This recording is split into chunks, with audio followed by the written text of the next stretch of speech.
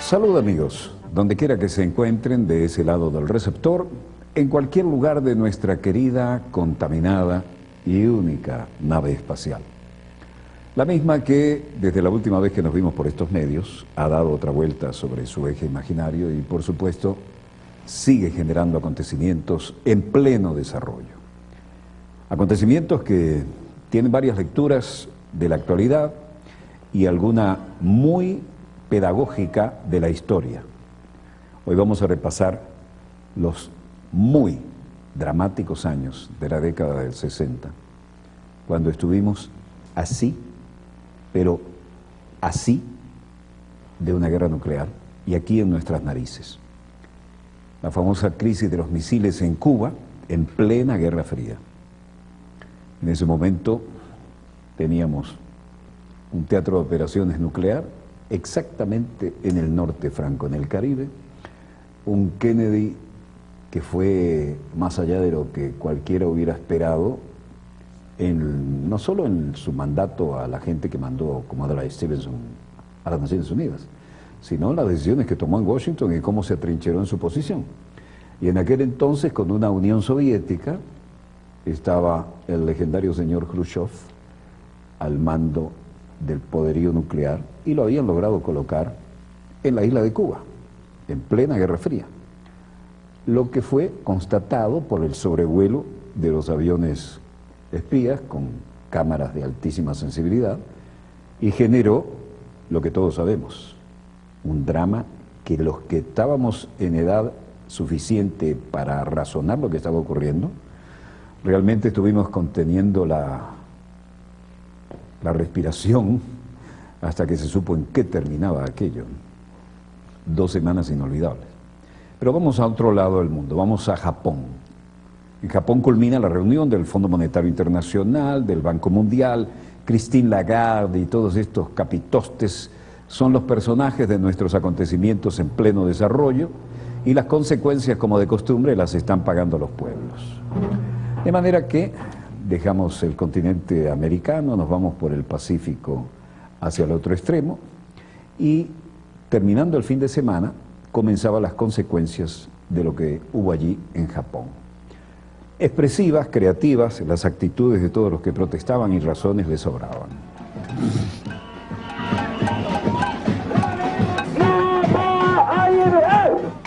Las protestas del ministro de Alemania, Wolfgang Schäuble, las duras críticas a la actuación de la eurozona contra la crisis actual, marcaron el encuentro anual del Fondo Monetario Internacional celebrado estos días en Tokio. De hecho, eso se sumó a las protestas de la juventud en la calle, que era la misma de la Europa y la de todo el mundo.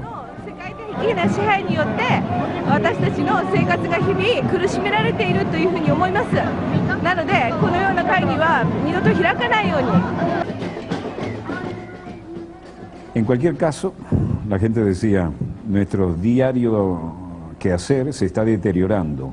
Bajo el mandato del Fondo Monetario Internacional, la economía está peor. Y esta retirada trabajadora del campo en Fukuyama decía, el gobierno japonés debería gastar más dinero en la gente y en el norte de Japón, en Fukushima, que están sufriendo las consecuencias del terremoto y el accidente nuclear, y no darle tanto dinero al Fondo Monetario Internacional. Luego aparecieron los jóvenes diciendo lo mismo que se dice en Europa. Esta es la internacional de la juventud frustrada, ¿no? Nosotros somos el 99% y los súper ricos, que ellos estaban impersonando aquí, son los del 1%, pero están favoreciendo al 1% en contra de nosotros. Esto era el sábado, en el cierre de la reunión del Fondo Monetario Internacional y el Banco Mundial. Incluso estaba ya la activista brasileña Diana Aguiar, presente en la capital nipona, tratando al Fondo Monetario Internacional de institución fallida.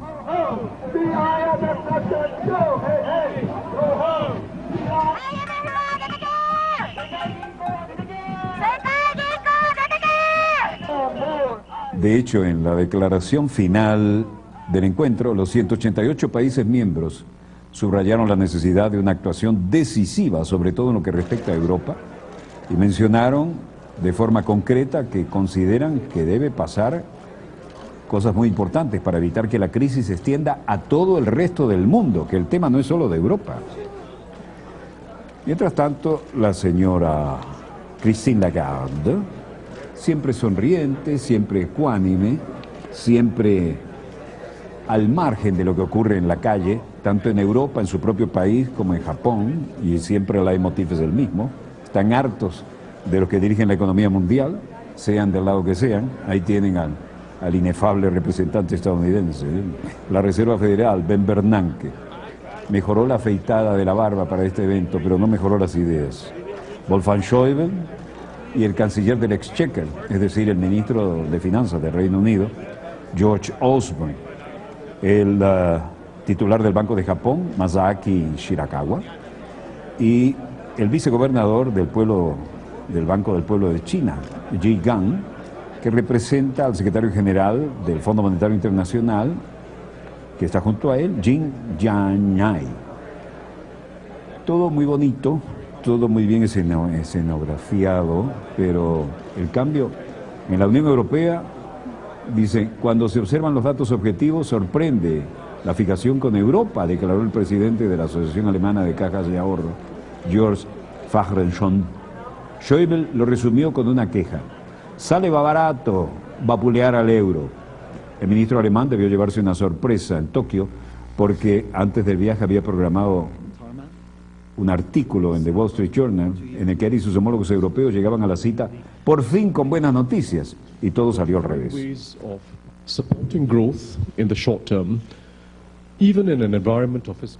Aquí está el titular del Comité Financiero y Monetario, Tharman Shanmugaratnam, del Fondo Monetario Internacional, y dice: hemos encontrado maneras de apoyar el crecimiento a corto plazo, incluso si el ambiente fiscal no se ha consolidado en algunos países, y también hemos encontrado medidas para un crecimiento amigable, para que haya una consolidación fiscal, y de manera tal que los impuestos puedan ser recogidos y los gastos sean ajustados a lo que se merece cada caso con el énfasis adecuado.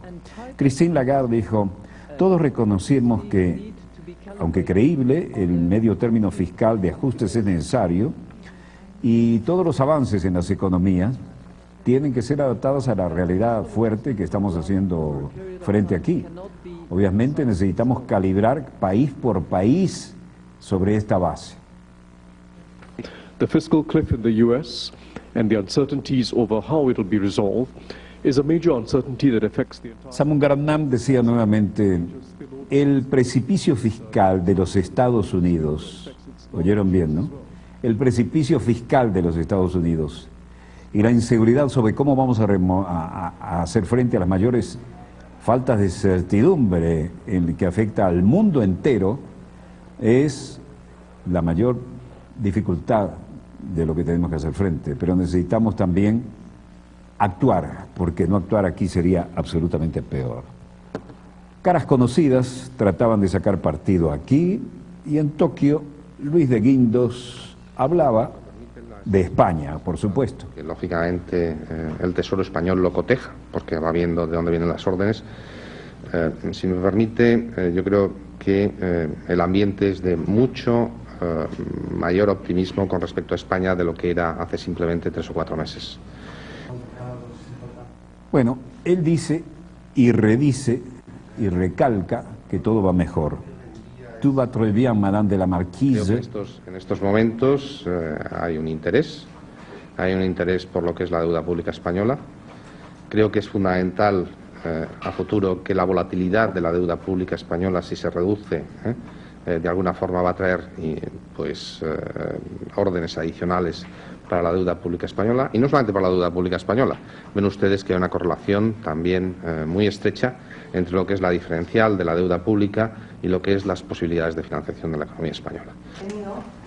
El Fondo Monetario divulgó un comunicado final de la Asamblea de Tokio, ¿no? Y dijo: no se ha detectado objeción alguna a la recomendación que dimos a los países miembros, que era la de actuar, tienen que actuar, deletreó A-C-T-U-A-R la señora Christine Lagarde. Mit einem PSI von 53,5% und ich weiß zufällig. Wolfgang Schäuble dijo, el segundo programa de ayuda para Grecia ya implementado el año pasado era mucho más duro de trabajar, pero de acuerdo al sector privado, el PSI es del 53% y recuerdo claramente que hubo muchísimo trabajo para convencer a los que estaban involucrados en que tenían que lograr esas metas. Por ahora las mantenemos en curso y parece que intentan cumplir. Pero aquí hay problemas internos, dificultades por el costo político de estas medidas que pueden empeorar las actividades de negocios. Es un verdadero desafío en el que deben creer. Grecia no puede seguir, ni nosotros podemos seguir, buscando una solución en la que todo el mundo sabe que no hay sustancia si no hay sacrificio. Fue bastante duro el hombre y dijo algunas generalidades tratando de suavizar la expresión y las palabras, cosa que no es el estilo de él. Pero aquí trató de ser académico y quirúrgico. Und kommentieren und bis dahin ist der Fantasie vieler, die sich daran beteiligen wollen, keine Grenzen gesetzt, aber die Finanzminister kommentieren es nicht. Sie haben betont, dass mit Frau Lagarde. Aquí dijo, esperamos que la Troika pueda finalizar el trabajo en Grecia y que pueda venir con un reporte. Tenemos que basarnos en la realidad, no en las fantasías. Y como ministro de Finanzas, yo no comentaría nada sobre esto. No hay instrumento para... No es el instrumento de volver a comprar bonos, no hay duda. El ministro de Finanzas tiene un problema y es que tiene que tomar decisiones que son difíciles. Y como leíamos esta mañana, el señor Asmussen ha tratado de hacer comentarios que puedan traer tranquilidad, pero Asmussen ha evaluado, junto con el secretario de Finanzas y el Ministerio, la estimación de lo que tenemos que hacer en el Banco Central Europeo y diría que estudiaremos muy a fondo la situación antes de hacer un comentario sobre la pregunta que me han hecho. La pregunta involucraba también a la situación en la propia Alemania, ¿no? Schäuble, como de costumbre, es uno de los que da la cara y comenta, pero el Fondo Monetario Internacional advierte desequilibrios serios en los países emergentes en medio de la crisis. Las políticas monetarias cómodas pueden provocar grandes flujos de capitales hacia las economías emergentes y conducir a la formación de una burbuja financiera en los precios de ciertos activos y al nacimiento de desequilibrios financieros. En la foto de familia que estaba el presidente del Banco Mundial, Jim Yong-kim, con el ministro japonés, Koriki Yojima, el viceministro chino de Finanzas, Xu Guanyao, el titular del Comité Polaco del Banco Central, el gobernador Marek Belka. Aquí estaba toda la familia, todos los compicos y los no tanto, ¿no? Jim Yong-kim dijo, estamos muy impresionados con la forma en que hemos ido a través de esta situación tan difícil.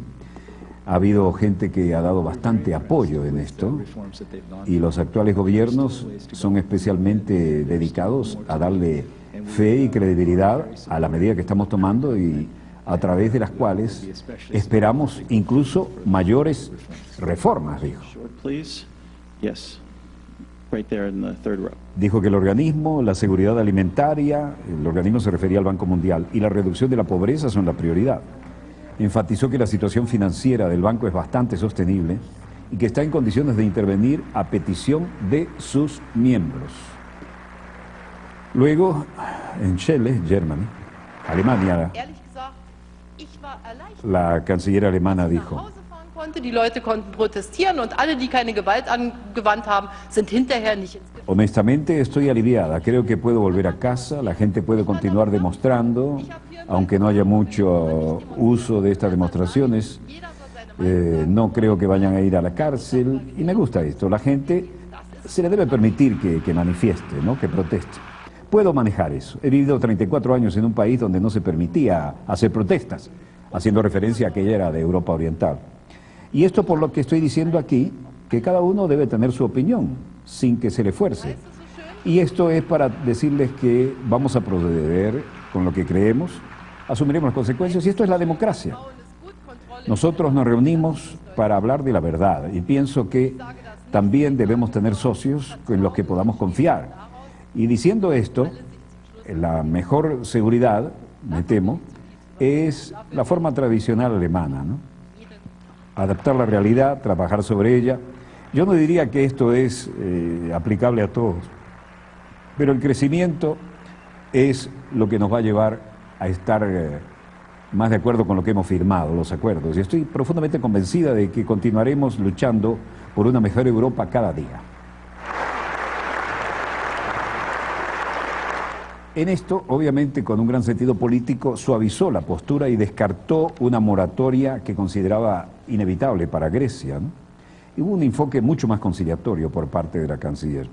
Y Wolfgang Schäuble, uno de los más severos críticos de Grecia, dijo que dijo en Singapur que el país no va hacia la bancarrota, reconociendo el esfuerzo de Atenas. Aquí, precisamente en Atenas, estaba saliendo la troika en pleno, ¿no? Titular de la Comisión del Fondo Monetario Internacional, el del Banco Central Europeo y de la Comisión Europea, que a su vez se habían reunido con los representantes del gobierno. Grecia no ve probable un acuerdo con la troika antes del Consejo Europeo. El ministro de Finanzas de Grecia, Yannis Stournaras, ha señalado que no ve probable que el gobierno heleno concluya negociaciones con la troika, que va y viene todos los días, como le hemos mostrado infaltablemente y puntualmente. En declaraciones a los medios, tras reunirse con el primer ministro griego Antonis Samaras para analizar la negociación con la troika, Stournaras descartó que las conversaciones continuaran hasta la cumbre y después de ella, y no concluirán antes del 18 de octubre, el plazo que se había marcado Samaras. Mientras tanto, en Madrid, los indignados, aquellos mayores, los jubilados, han dicho que, aunque todos están bastante mal, y aunque les afecte, ellos apoyan la huelga de los trabajadores. Los mayores, 15 millones, los apoyos de los rebajadores en lucha.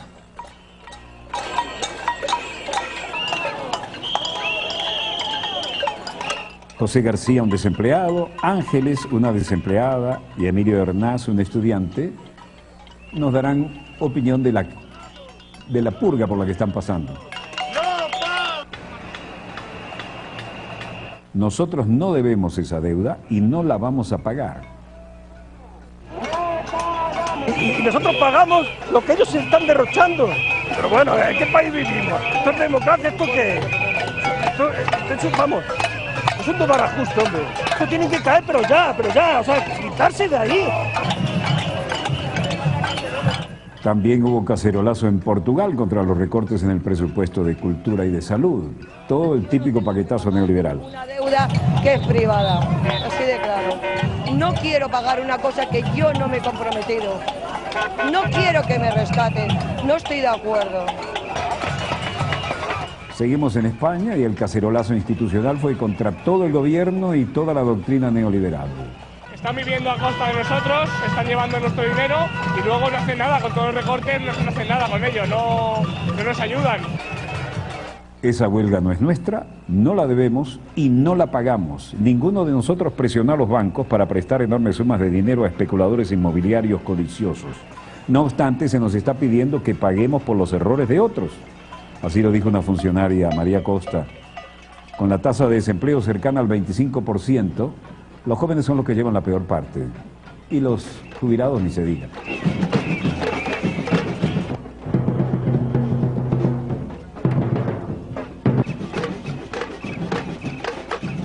Mientras tanto, el presidente de gobierno, Mariano Rajoy, que parece estar sordo, sigue presionando para que el Banco Central Europeo intervenga en el mercado secundario para reducir los costos de préstamos de España.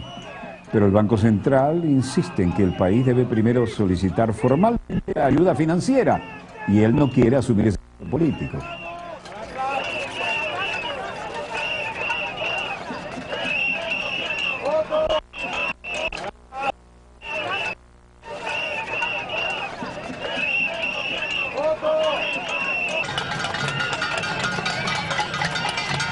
Por supuesto, esto es Madrid y la cosa se pone más ruidosa y creativa y con menos pelos en la lengua y con menos ropa en el cuerpo.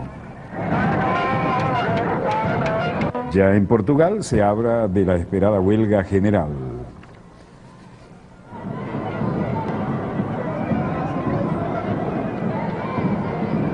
Lisboa, y este ha sido el fin de semana y todas las jornadas en que han podido manifestarse.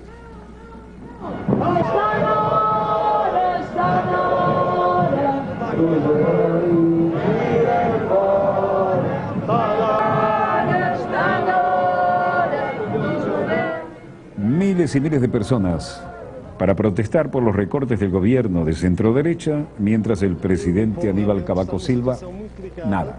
E que certamente todos devem se unir e todos devem realmente juntar-se a todas as iniciativas que se façam para, tendo em vista, derrubar o governo que está iminente para todos os efeitos. Suficiente de esta creciente explotación, es tiempo de que el gobierno se vaya. Los portugueses estamos en una situación muy delicada. Todo lo que queremos es hacer todo lo posible para tumbar este gobierno. Y su caída es inminente.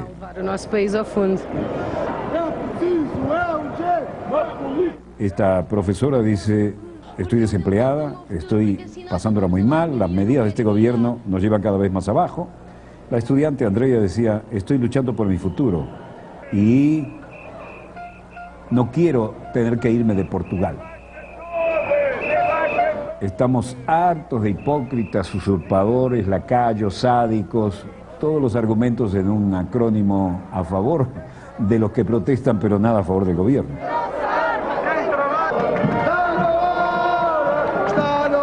El titular de la Confederación General de Trabajadores Portugueses, Armenio Carlos, dijo, esta marcha confirma que la CGTP, lo que siempre hemos dicho, estamos contra la precariedad del desempleo, estamos hartos, continuaremos luchando por la causa de los trabajadores y no por las compañías. Pelo direito ao trabalho com direitos, contra o desemprego e a precariedade, vai continuar todos os dias nas empresas, ainda com mais força, com mais determinação e com mais coragem. Vamos a continuar con más coraje, más determinación. Seguirán las protestas. Bueno, esto ya es harina de otro costal. Esto es Londres y un templo histórico, ¿no? Y los Occupy London protestan al estilo de las Pussy Riot, pero esta vez en la Catedral de St. Paul, aquella que emergía entre las nubes de humo de los bombardeos de la Luftwaffe. Ahora recibió un ataque diferente. La Catedral de Londres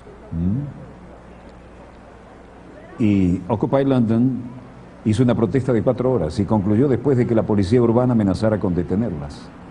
Las activistas han asegurado en su Twitter que en el acto era también una muestra de solidaridad con las Pussy Riot de Moscú, 3 de cuyos miembros fueron condenadas el pasado mes de agosto para protagonizar una oración punk contra el presidente ruso Vladimir Putin en la Iglesia del Cristo Salvador, la más importante catedral ortodoxa de Moscú. Miren la que armaron ahí en la Catedral de Londres.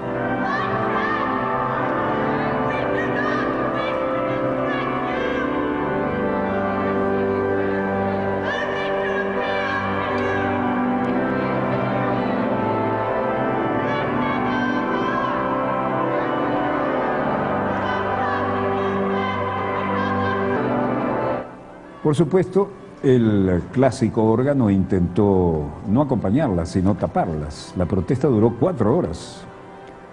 Los responsables de St. Paul precisaron que las mujeres vestidas de blanco irrumpieron en el templo durante la oración de la tarde y empezaron a protestar a gritos contra la catedral y a leer fragmentos de la Biblia. Y aquí pusieron uno bien claro, ¿no? Expulsen a los mercaderes del templo. Algo que debería hacerse en todos los templos, ¿no? Discrepamos con la forma en que algunos manifestantes mantienen su conflicto en St. Paul, dijo la voz oficial. Una vez de consultar con nosotros sobre cómo podemos alcanzar juntos las reformas a que aspira mucha gente, incluida Occupy, así lo declaró el deán de la catedral, David Eisen. El portavoz de la Policía Urbana de Londres informó que las mujeres habían sido amenazadas de detención si no ponían fin a la protesta. El deán dijo que Occupy London emitió el domingo un comunicado conjunto. Vean esto estuvo muy bueno. Yo recordaba, y nos tocó transmitir la experiencia en casos anteriores. Esta es la experiencia de Joseph, el austríaco, Felix Baumgarten, primer hombre en romper la barrera del sonido. ¿Cómo lo logró? Primero, en este globo, subió a más de 39 kilómetros. Y una vez allá, salió de esa cápsula espacial y con un traje de vuelo que es prácticamente de astronauta, bajó, por cierto, se le empañó totalmente el visor, lo cual alteró un poco el programa, hizo el saludo y se lanzó al espacio en un ambiente tan enrarecido. Debía asumir la posición delta, como una flecha, pero las cosas se le fueron de control y empezó a caer muy mal. Ahí podría haber llevado hasta un derrame cerebral en esas condiciones, pero sí logró lo que se proponía. No el más largo salto, aunque sí fue el de mayor altura, pero tuvo que abrir el paracaídas un poco antes. Pero sí logró algo que estaba previsto en esta experiencia, calculado científicamente, que con ese aire enrarecido, sin resistencia, y con ese traje, podía llegar a superar la barrera del sonido en la caída. Y vaya que la superó. Superó los 1.324 kilómetros. Llegó a tierra, las pasó mal, ¿eh? Dijo, bueno, hubo un momento en que pensé, bueno, no puedo quedar mal con toda esta gente, ni puedo quedar mal con mi novia que me está viendo, pero trataré de batir un nuevo récord.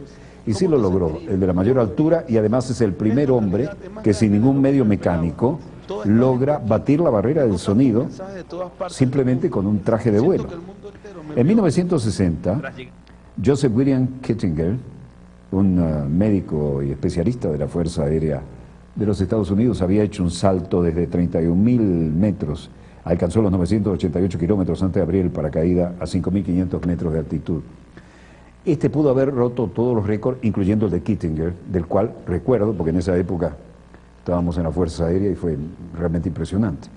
Pero no logró mantener la posición delta, es decir, asumir la posición más aerodinámica posible de manera que el casco rompiera todo y los brazos quedaran en posición, y empezó a caer, como ustedes vieron, de una forma muy irregular. Consecuencia de esto, y voy a ver cómo están los mercados que no se vieron afectados, por cierto, con este récord, y los tengo aquí, muchas gracias, señor coordinador. Consecuencia de esto, sí hay un nuevo récord, y por primera vez, y este pasa a la historia, este caballero, llegando desde las alturas, ha logrado batir la barrera del sonido en caída libre. ¿Por qué? Porque hay tal enrarecimiento, prácticamente ausencia de aire a esas alturas, que se puede alcanzar esa velocidad sin que el roce y el calor lo desintegren. Difícil, pero lo logró.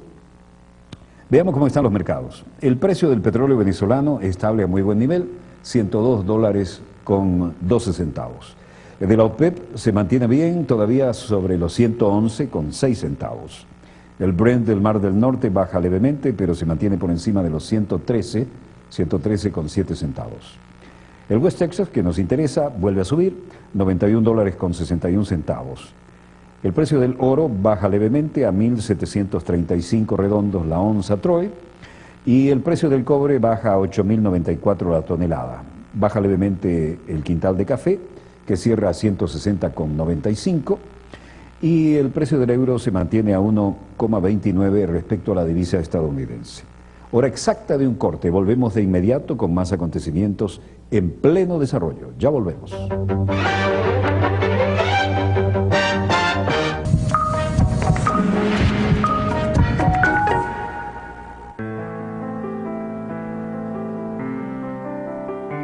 Una computadora es más que un equipo, es una ventana en un hospital. Permanecer en la escuela es más que estudiar, es la posibilidad de cumplir un sueño. Una sala de exposiciones es más que un sitio para el arte, es un lugar para el encuentro y la sensibilidad. Conocer para transformar. Fundación Telefónica. Esta semana, en el marco del inicio de los diálogos de paz en Colombia, Telesur le brinda una selección de programas que muestran la lucha de un pueblo por reivindicar los derechos de sus comunidades, quienes durante más de 50 años han clamado por la reconciliación en su nación. Lunes, yo también quiero ser libre. Miércoles, misión cumplida. Sábado, roba tierra. Esta semana, solo por Telesur, la señal informativa de América Latina. Telesur, la señal informativa de América Latina.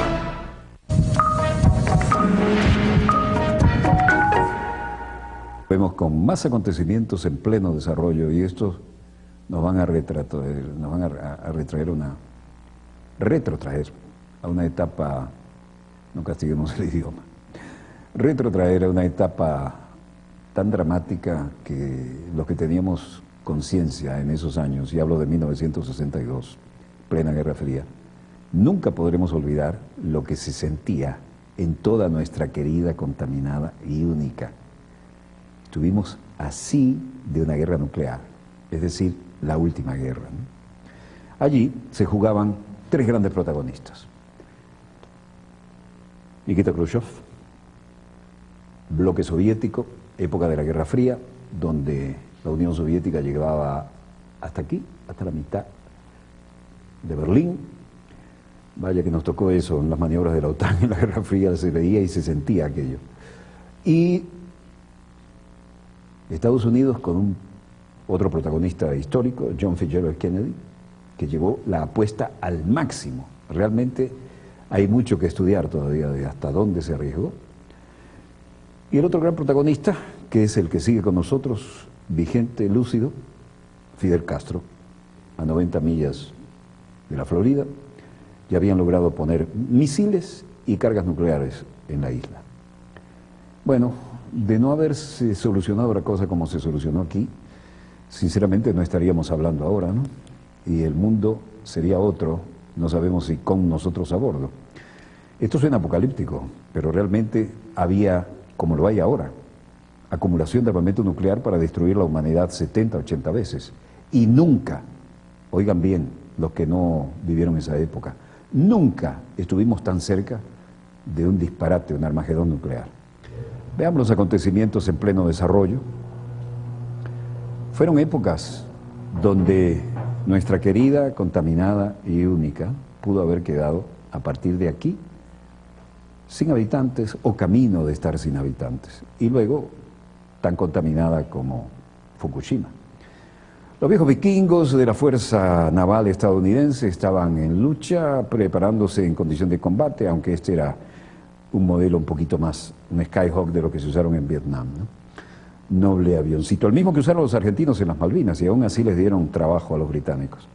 Todo el despliegue aeronaval de Estados Unidos en la zona, y todo el despliegue, este sí era el que mencioné, todo el despliegue y la fotografía aérea, que en ese momento era lo que se contaba con gran perfección y no con la calidad y cantidad de satélites que tenemos ahora, indicaban que en 1962 aparecían rastros evidentes con vuelos rasantes sobre Cuba y algunos no tan rasantes, con vuelos de altura pero riesgosos, con U-2 incluso, y alguien que apretó el botón y derribó uno de los aviones, demostraban, y por eso el gobierno en Estados Unidos se puso en estado de shock, miren quién va ahí. Guantánamo incluso dijeron, todos los que no tengan necesidad de estar allí, váyanse con sus familias de vuelta a Estados Unidos, porque aquí viene la guerra. No se iban a salvar en Estados Unidos, ¿no? Pero sí mandaron de refuerzo más de 2.000 infantes de marina. La noche no tenía fin, se juntaba con el día en la Casa Blanca, y el presidente Kennedy saltó y dijo, hemos descubierto que hay no solo armamento nuclear en Cuba, sino que hay los misiles con los cuales pueden atacarnos. De todo equipamiento militar ofensivo enviado a Cuba. Allí puso un ultimátum y dijo, va la flota, va todo lo que tenemos y tienen un tiempo perentorio para retirar todo lo que han puesto como armamento ofensivo allí. Khrushchev tuvo que responder. El hombre salvó las apariencias, dijo que iban, y al final, cuando la pulseada se puso realmente difícil y el ultimátum brutal que mandó Kennedy se iba a cumplir. La política de esta nación considerar a los misiles nucleares, tanto en Cuba como en cualquier otra nación del hemisferio occidental, como un ataque de Rusia a los Estados Unidos. Y esto llevará a nuestra inmediata respuesta sobre territorio de Rusia. A partir de ahí, nunca estuvimos más cerca. Y los documentos desclasificados mostraron que el 27 de octubre un destructor estadounidense llegó a lanzar cargas de profundidad frente a las costas cubanas que casi accidentalmente estallaron delante del casco de un submarino soviético que iba equipado con armamento nuclear. En las Naciones Unidas, el secretario de Estado para el momento presentó a la Stevenson tremendas y contundentes pruebas, puso contra la pared a los soviéticos en ese momento porque no había una línea oficial de admitir ¿Cómo se manejaría eso? La Organización de Estados Americanos puso toda su unanimidad en plena Guerra Fría, que era casi automática, en apoyo a los Estados Unidos. Cuba, desde luego, no presente allí.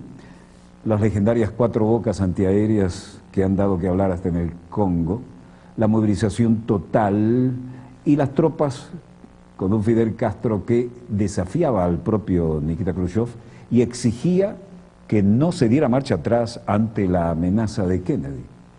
Kennedy, exoficial naval, se la jugó toda y al final dieron marcha atrás los soviéticos, mostraron para que los aviones los tomaran el momento en que retiraban los misiles y las cabezas nucleares. Fue un momento como nunca de tensión internacional. Washington respondió con el bloqueo a la isla y exigió el retiro de los misiles.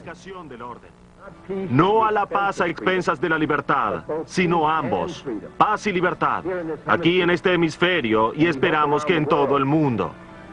Con la voluntad de Dios, esa meta será alcanzada. Esto no fue solo el episodio más peligroso de la Guerra Fría, fue el episodio más peligroso de la historia de la humanidad. Solo sobrevive Fidel. Donde está el Monte de las Banderas.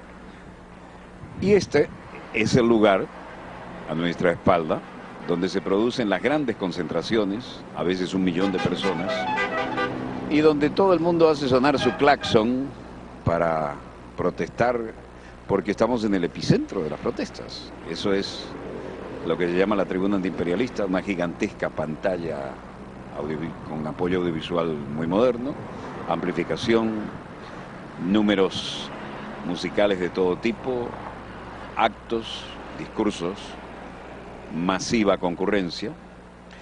Y aquí tenemos el bosque de banderas, llamado aquí el Monte de las Banderas, con una frase de José Martí que dice: el que a la estrella sin temor se ciñe, como que crea, crece. Eso es de los versos libres, Yugo y Estrella, de José Martí. Y el 24 de febrero del 2006, año de la Revolución Energética en Cuba, se impuso aquí una gigantesca placa al pie del Monte de Banderas que dice: sirva este Monte de Banderas como respuesta del pueblo de Cuba a la torpe soberbia del gobierno de los Estados Unidos. 138 banderas cubanas ondearán dignas frente a los ojos del imperio para recordarle desde hoy cada uno de los años de lucha del pueblo cubano, cuando nuestros padres fundadores dieron el grito de independencia en 1868. Como entonces, ante la sombra luminosa de este gran monte de banderas, continuamos peleando como hombres y mujeres libres.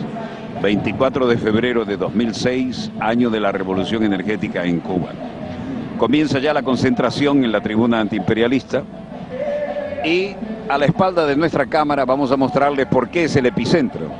Exactamente enfrente está el edificio blindado de lo que fue la embajada, ahora Oficina de Intereses de los Estados Unidos de Norteamérica, desde donde sin lugar a duda nos están observando en este momento. Algunos dicen que en el penthouse hay un bar donde se hace muchas cosas fuera de hora de trabajo, aunque allí se trabaja obviamente intensamente todas las horas del día, en un área tan sensible como Cuba y La Habana. Y otros dicen que allí está el mascarón de proa del Maine. Es una de las versiones. Nosotros vimos uno al fondo del césped en la residencia de la embajada hace muchos años, que decían que era el mascarón de proa del Maine. En todo caso, este es el epicentro.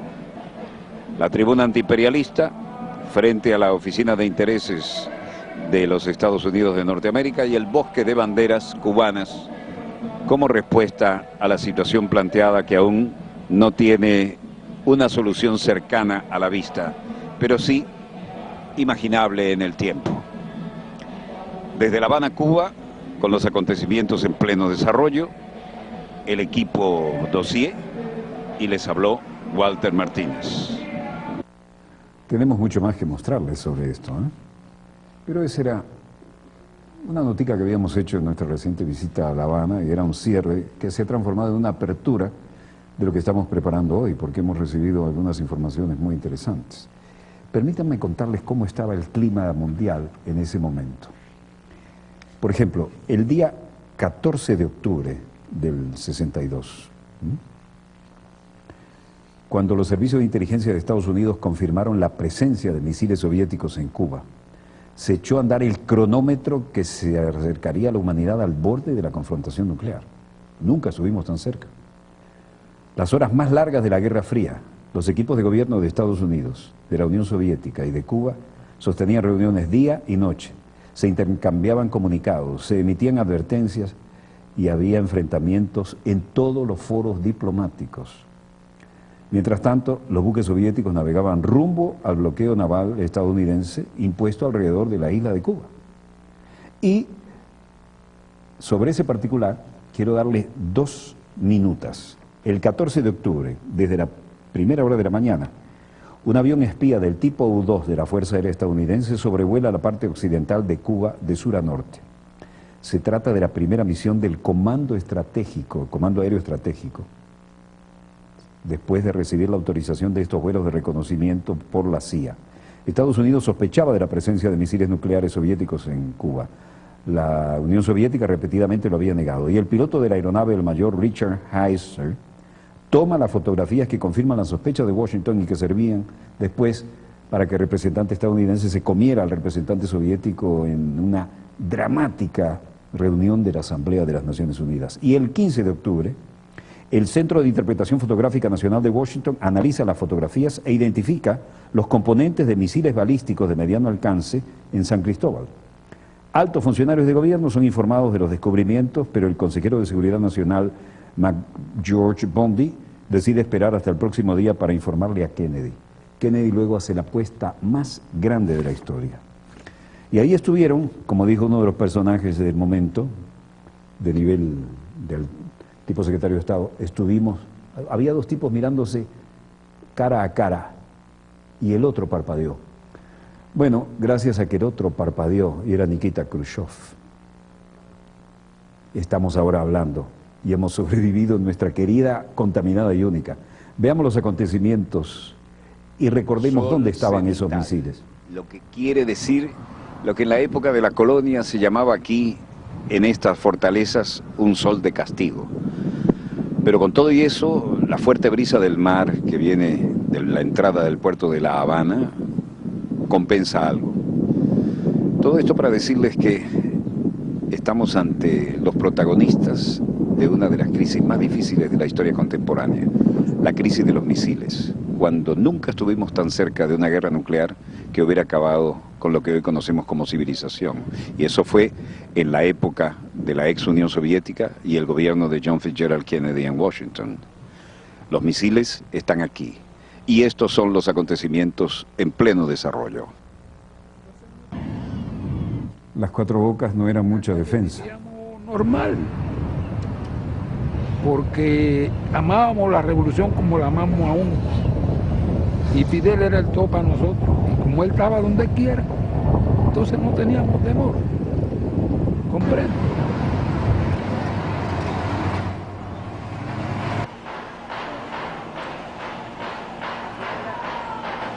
Visible, cerca, estaban las cañoneras americanas, allá en el horizonte, no sé cuántas millas náuticas, pero sí eran visibles, se veían desde lejos aquí de una forma amenazante y eso, la gente seguía pescando, tomando y enamorando en el malecón. Por eso te digo que la gente no tenía miedo. El malecón estaba realmente tomado militarmente. Sobre todo los emplazamientos antiaéreos, sobre todo la zona de emplazamiento antiaérea, eso estaba bien cercado, bien determinado por lo que es las Fuerzas Armadas. Y las Fuerzas Armadas fueron movilizadas en el mayor estado de alerta que se recuerde. Luego tuvimos la oportunidad de encontrar al único protagonista sobreviviente que nos contó, por supuesto que no iban a hacer zapping. Congelamos la historia en el año 62, la crisis de los misiles, que si no se hubiera solucionado, no estaríamos ustedes de ese lado del receptor y nosotros aquí. Y aquí está el protagonista principal. Un superviviente. Somos todos supervivientes. Un tipo que vivió aquellas experiencias. Te ayudo. Estábamos hablando que yo iba a decir que se usó la mentira. Se dijo que no había arma a partir de las intenciones. Sun Tzu dijo que la guerra era el arte del engaño, ¿no? Se dijo que no había arma. Pero la guerra en combate, tú no le vas a decir para dónde vas a disparar aquí o allá, pero la guerra tiene que tener una justificación. La mentira se ha empleado muchas veces. Nosotros, por suerte, no la hemos empleado nunca. Y por suerte hemos podido ver también los resultados de actuar con la verdad. Yo puedo no decirte algo, no te digo una mentira. Pero bien, las prácticas son las prácticas de la época de Maquiavelo, que se convirtió además en consejero de los príncipes. Un libro prohibido en su colegio y en mi colegio. Bueno, estaba en mi colegio el no estaba ni ese libro, tú tienes un privilegio. No, estaba en el Index, sabía que existía. En ninguna biblioteca de donde que yo estudié estaba ese libro, ni otros muchos. Pero bien, usaron la mentira al hablar en este sentido, y yo lo he dicho públicamente, vamos, al decir que no eran estrategias.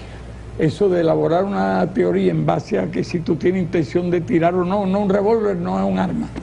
No, porque tú no tienes intención de matar a nadie.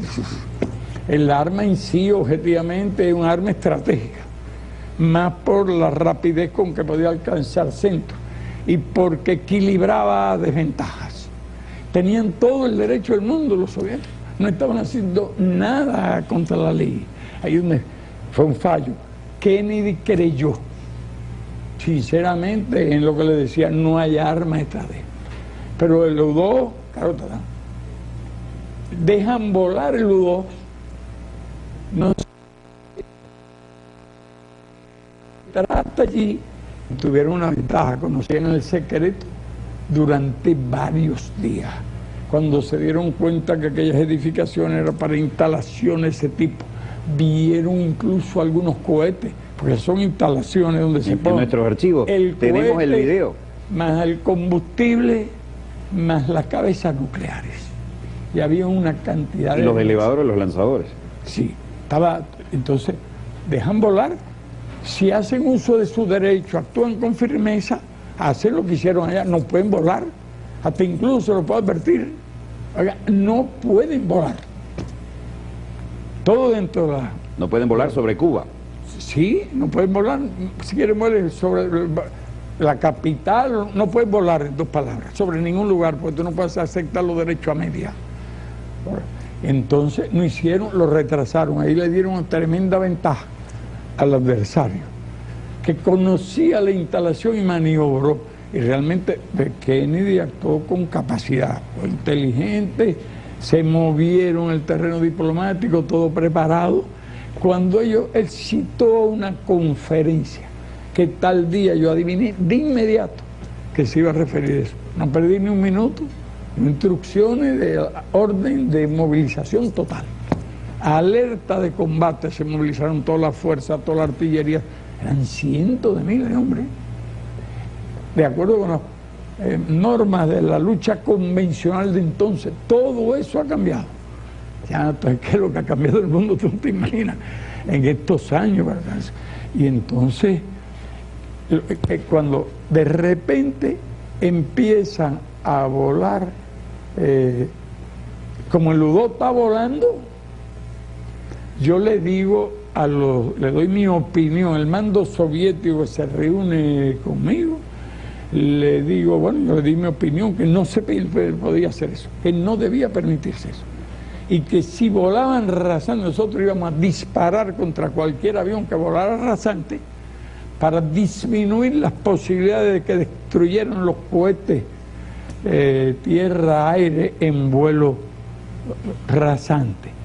Entonces dimos nuestra opinión y efectivamente ese día, bueno, ya estaban empezando a hacer los vuelos rasantes. Le habían permitido aquello, ensayaron esto y nosotros dimos la orden de disparar.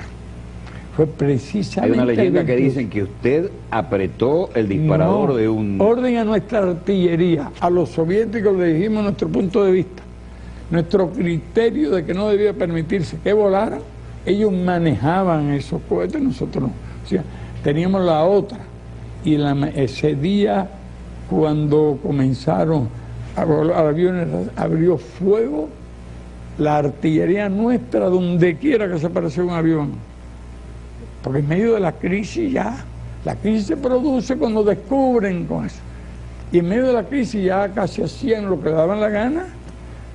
Y nosotros, estaba el debate internacional, Naciones Unidas, etcétera, la parte política y pública entre los dos países. Y entonces nosotros nunca negamos, nunca hicimos una declaración si las armas eran ofensivas o no. Sino nosotros teníamos derecho a tener el armamento considerablemente indispensable como todos los demás países, con derecho. Ya hoy cuestionado, ya los países les pretenden prohibir que tengan armas, hasta de infantería. Mire el escándalo que tratan de armar, porque Venezuela compra armamento de infantería, no cohetes ni superaviones. Bueno, nuestros fusiles tienen medio siglo de uso. Yo lo he escuchado a los presidentes. Pero 100.000, que es lo que se va a comprar ahora, no es suficiente para la reserva prevista. Es increíble que pretendan impedir que los países dispongan de fusiles. Es el colmo ya.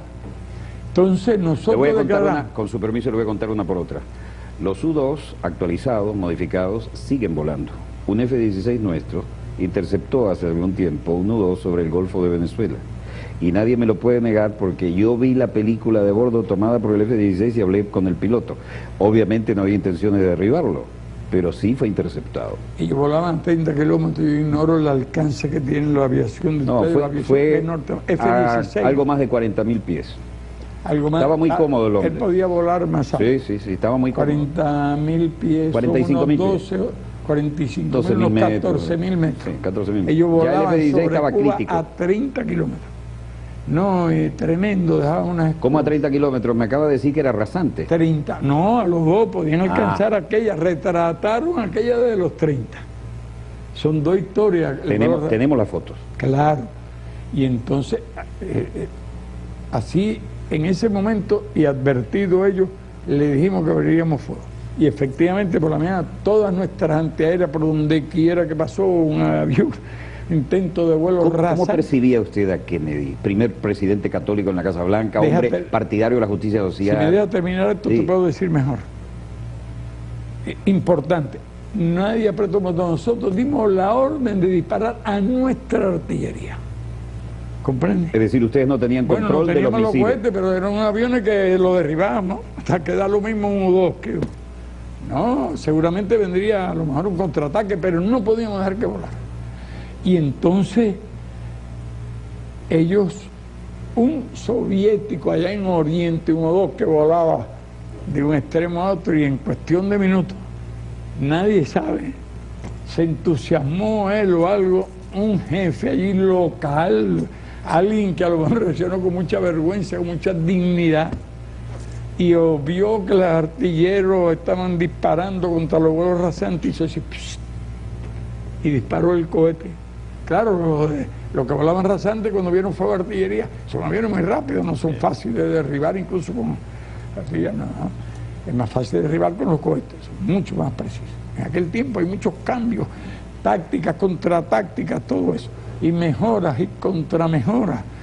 Y entonces así es como se derriba el U-2, el 28. Y fue el momento más difícil de la crisis. Yo no pude haber apretado ningún botón, pero asumo la responsabilidad, pienso que fue absolutamente correcto, de que ordenamos abrir fuego a la artillería contra los aviones en vuelo rasante. No podíamos ordenarlo, si lo hubiéramos tenido antes no vuela el U-2, pero nosotros ni sabíamos, había 3 años de triunfo de la revolución, después costó mucho tiempo aprender el manejo de todas esas armas, pero esa es la historia real, y estoy respondiendo a la pregunta que me hiciste, por eso tenía que explicarte estos antecedentes para que se entiendan, y que no estoy eludiendo, así con más detalles, creo, tal vez antes no haya dado así públicamente con esos detalles. Le agradecemos. Gracias a tu pregunta. Un breve corte y volvemos con más acontecimientos. Esta es la historia en pleno desarrollo.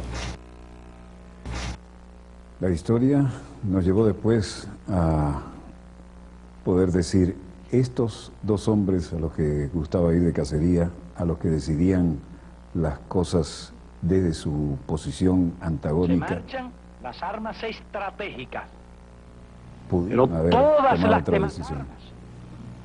Todas las demás armas permanecen en nuestro país. Esa fue la respuesta final desafiante de parte de Fidel Castro cuando dijo: todas las armas estratégicas se retiran. La decisión la habían tomado en buena hora, si no, no estaríamos aquí haciendo este programa, Nikita Khrushchev y John Fitzgerald Kennedy. Pero digo, todas las otras se quedan aquí en este país. Y por supuesto, a partir de ahí se escribió otra historia con un poco más de oxígeno, con un poco más de tranquilidad. Pero todos los que tuvimos uso de razón en esa época, supimos que el futuro de nuestra querida, contaminada y única pasó por aquí, y ciertamente de los tres grandes protagonistas, Nikita Khrushchev, John Fitzgerald Kennedy, que subió las apuestas hasta un punto que nadie esperaba del lado soviético, con un joven aparentemente sin experiencia presidente, fue el gran ganador de esta apuesta, y de todos aquellos, el que sigue en pie para todavía escribir la historia, y la está escribiendo, es el doctor Fidel Castro Ruz. Como bien dijo uno de los grandes protagonistas, estuvieron dos tipos mirándose cara a cara y uno de ellos pestañeó. Si no hubiera sido por este pestañeo, nuestra querida, contaminada y única nave espacial sería otra y probablemente no estaríamos aquí compartiendo con ustedes los acontecimientos en pleno desarrollo y aquellos de la historia que nos dan una lección en este momento. Donde quiera que se encuentren de ese lado del receptor, gracias por permitirnos estar allí con ustedes. A nombre del equipo Dossier, les habló Walter Martínez. Disponga usted de las cámaras, señor director.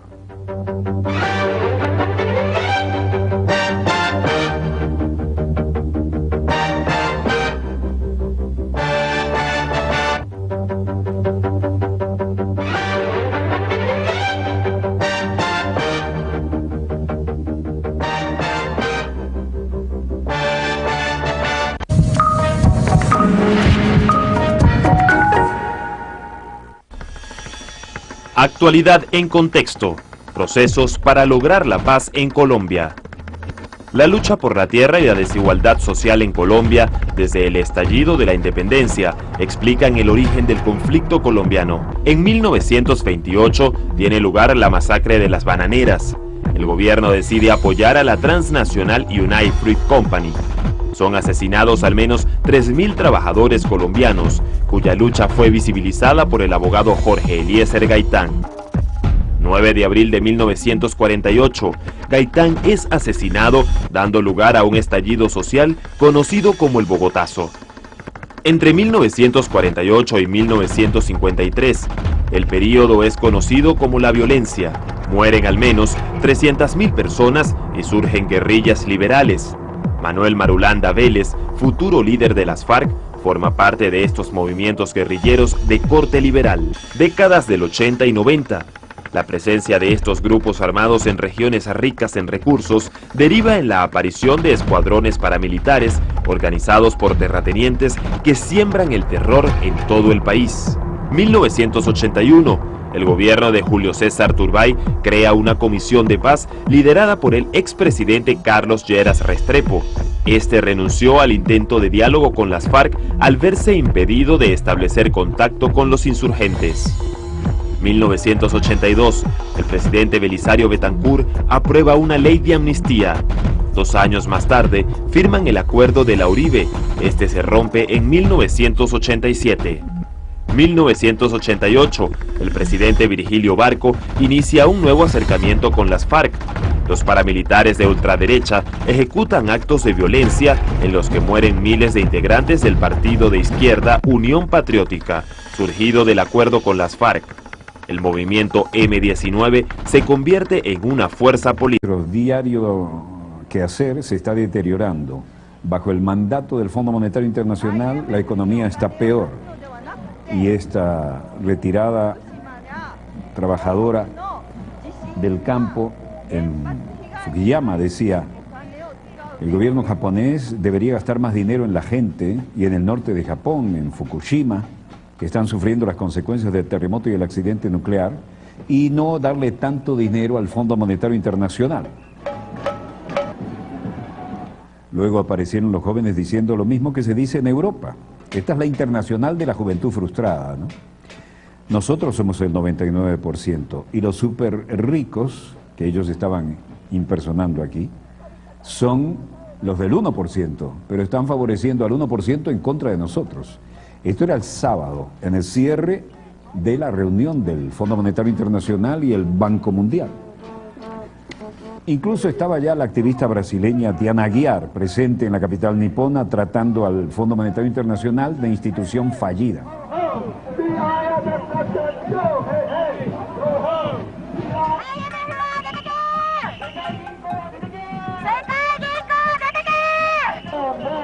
De hecho, en la declaración final del encuentro, los 188 países miembros subrayaron la necesidad de una actuación decisiva, sobre todo en lo que respecta a Europa, y mencionaron de forma concreta que consideran que debe pasar cosas muy importantes para evitar que la crisis se extienda a todo el resto del mundo, que el tema no es solo de Europa.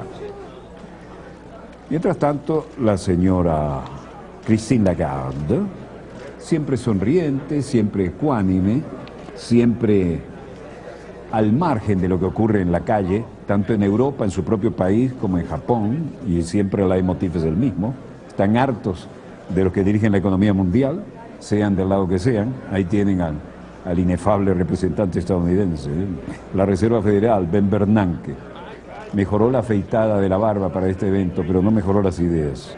Wolfgang Schäuble y el canciller del Exchequer, es decir, el ministro de Finanzas del Reino Unido, George Osborne, el titular del Banco de Japón, Masaaki Shirakawa, y el vicegobernador del Banco del Pueblo de China, Ji Gang, que representa al secretario general del Fondo Monetario Internacional, que está junto a él, Jin Jianyai. Todo muy bonito, todo muy bien escenografiado, pero el cambio en la Unión Europea, dice, cuando se observan los datos objetivos, sorprende la fijación con Europa, declaró el presidente de la Asociación Alemana de Cajas de Ahorro, Georg Fahrensson. Schäuble lo resumió con una queja. Sale barato vapulear al euro. El ministro alemán debió llevarse una sorpresa en Tokio porque antes del viaje había programado un artículo en The Wall Street Journal en el que él y sus homólogos europeos llegaban a la cita por fin con buenas noticias y todo salió al revés.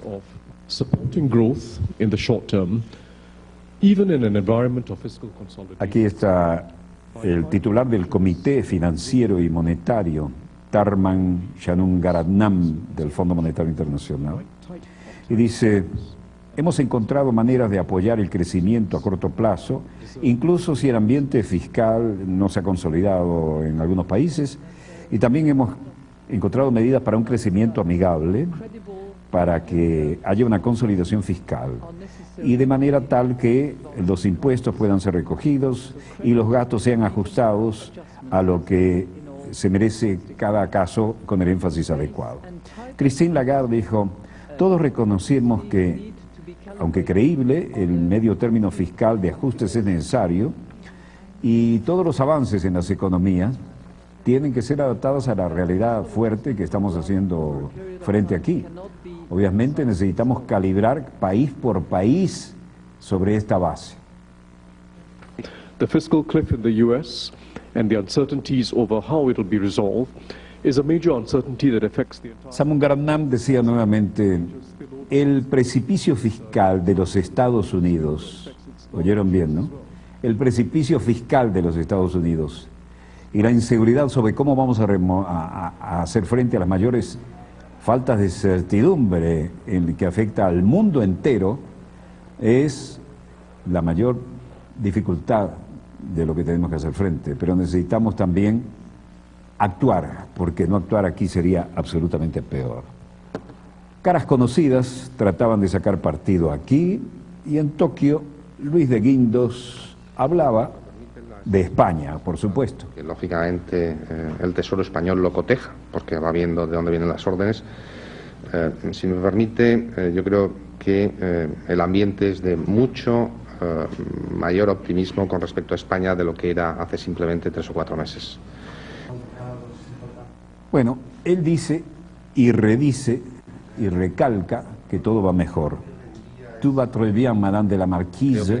En estos momentos hay lo que fue constatado por el sobrevuelo de los aviones espías con cámaras de altísima sensibilidad y generó lo que todos sabemos, un drama que los que estábamos en edad suficiente para razonar lo que estaba ocurriendo, realmente estuvimos conteniendo la respiración hasta que se supo en qué terminaba aquello. 2 semanas inolvidables. Pero vamos a otro lado del mundo, vamos a Japón. En Japón culmina la reunión del Fondo Monetario Internacional, del Banco Mundial. Christine Lagarde y todos estos capitostes son los personajes de nuestros acontecimientos en pleno desarrollo y las consecuencias, como de costumbre, las están pagando los pueblos. De manera que dejamos el continente americano, nos vamos por el Pacífico hacia el otro extremo y terminando el fin de semana comenzaban las consecuencias de lo que hubo allí en Japón. Expresivas, creativas, las actitudes de todos los que protestaban y razones les sobraban.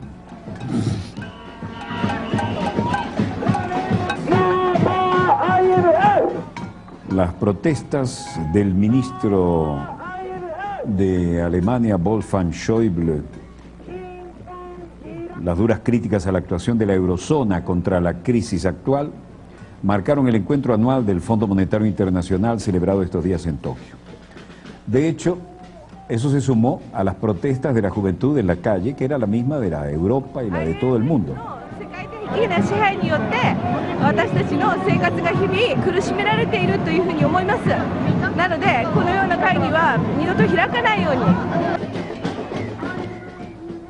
En cualquier caso, la gente decía,